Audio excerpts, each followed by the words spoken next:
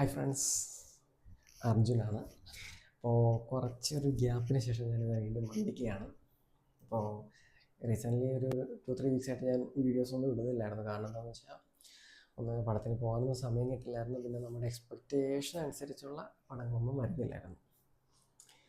പിന്നെ മന്ത് ആയതുകൊണ്ട് വർക്കിൻ്റെ കുറച്ച് തിരക്കും കാര്യങ്ങളൊക്കെ. പിന്നെ സൺഡേ കൊണ്ട് ഫ്രീ ആയിരുന്നു. മാത്രമല്ല ഇന്ന് രാവിലെ 11 ആയപ്പോൾ നമ്മുടെ ആട് 3യുടെ ട്രെയിലർ ഒഫീഷ്യലി അവർ ലോഞ്ച് ചെയ്തിരിക്കുകയാണ്. ട്രെയിലർ കണ്ടു, ഇഷ്ടമായി.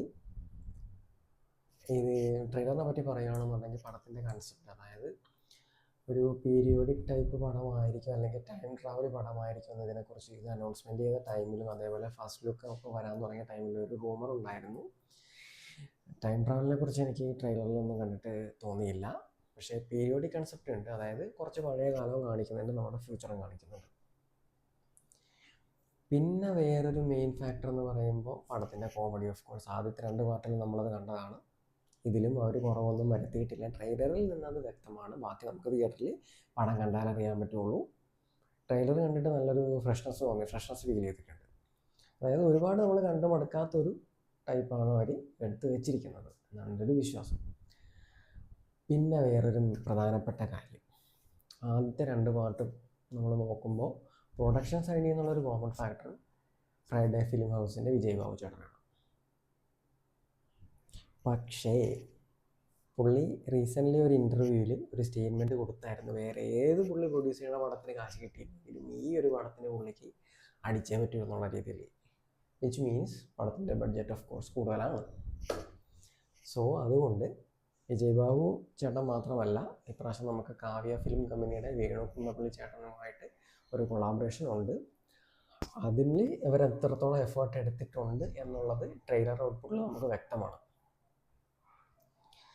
നല്ലപോലെ കാശ് മുടക്കി തന്നെയാണ് പടം എടുത്തിരിക്കുന്നത്. ബാക്കി 2 പാർട്ടുമായിട്ട് നോക്കുമ്പോൾ ഹയർ ബഡ്ജറ്റാണ് പടത്തിന് എന്നാണ് ട്രെയിലർ കണ്ടപ്പോൾ എൻ്റെ ഒരു വിശ്വാസം. അപ്പോൾ മാർച്ച് 19 പടം റിലീസാണ്. എല്ലാവരും തിയേറ്ററിൽ പോയി തന്നെ കാണണം. എക്സാമൊക്കെ കഴിഞ്ഞ് വരുന്നൊരു സമയമാണ്. അപ്പോൾ ഫാമിലി ഓഡിയൻസിന് തിയേറ്ററിൽ പോയി കാണാനുള്ളത് എന്തായാലും പടത്തിലുണ്ടാവും. മിഥുൻ മാനുവൽ തോമസിലാണ് വിശ്വാസം, വിജയ് ബാബു ചേട്ടനിലാണ് വിശ്വാസം, പിന്നെ നമ്മുടെ വേണു കുന്നപ്പള്ളി ചേട്ടൻ, ഓഫ് കോഴ്സ് നമ്മുടെ എല്ലാ ആക്ടേഴ്സ്, ജയസൂര്യ, ധർമ്മൻ ചേട്ടൻ, പിന്നെ ഇന്ദ്രൻ ചേട്ടൻ. ഓഫ് കോഴ്സ് ഇന്ദ്രൻ ചേട്ടൻ്റെ പെർഫോമൻസ് കാണാനായിട്ടാണ് ഞാൻ വെയിറ്റ് ചെയ്യും. അപ്പോൾ നമുക്ക് 19-ാം തീയതി കാണാം. എന്തായാലും ഞാൻ റിവ്യൂ ഇടുന്നതായിരിക്കും പടത്തിന്. മാത്രമല്ല അന്ന് തന്നെ നമുക്ക് ടോക്സിക്കും ദുരന്തർ 2 റിലീസാണെങ്കിൽ പോലും അത് രണ്ടും കുറച്ച് അഡൽട്ട് കണ്ടൻറ്റ് കൂടുതലായിട്ടുള്ള പടങ്ങളായതുകൊണ്ട് ഫാമിലി ഓഡിയൻസ് എന്തായാലും നമ്മുടെ ഇത്, അതുമാത്രമല്ല മലയാളം പടവും കൂടിയാണ്. അപ്പോൾ ഇവർ കണ്ടൻറ്റിൽ അത്രയും കോൺഫിഡൻസ് ഉള്ളതുകൊണ്ടാണ് മറ്റേ 2 പടം പാൻ ഇന്ത്യൻ പടങ്ങളാണ്. അതിൻ്റെ കൂട്ടത്തിൽ ഇറക്കണമെന്നുണ്ടെങ്കിൽ എന്തെങ്കിലും ഉണ്ടാവും പടത്തിൽ. എന്തായാലും ആരും ഓവർ എക്സ്പെക്റ്റേഷൻ വെച്ച് പോകരുത്. പടം എന്താണോ അതിനൊരു എൻ്റർടൈൻമെൻ്റ് ആയിട്ട് കാണുക. എന്തായാലും മാർച്ച് 19 നമുക്ക് കാണാം, ബാക്കി കണ്ടതിന് ശേഷം. ഇപ്പോൾ ട്രെയിലർ യൂട്യൂബ് ചാനലിലുണ്ട്, അതായത് നമ്മുടെ ഫ്രൈഡേ ഫിലിം ഹൗസിൻ്റെ യൂട്യൂബ് ചാനലിലുണ്ട്. എല്ലാവരും കാണുക, വിലയിരുത്തുക.